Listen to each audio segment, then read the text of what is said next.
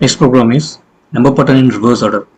So I'm going to declare a variable with the value called 5, and then only it will start from here 5 4 3 2 1, right? So I'm going to take as a 5, and then here we already know that we use that for loop, right? So I'm using for loop for I in.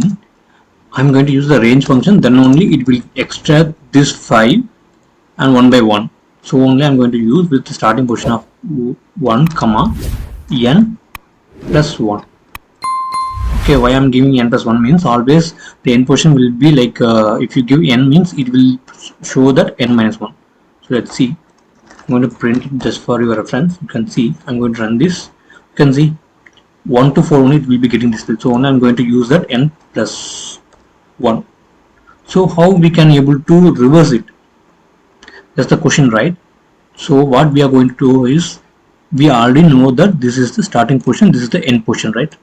Now I'm going to use this start position with n, which is the end position, and here I'm going to use as 0 comma minus 1. This is step. So okay, what it will going to do is like I'm going to run this program. You can see it is reversed.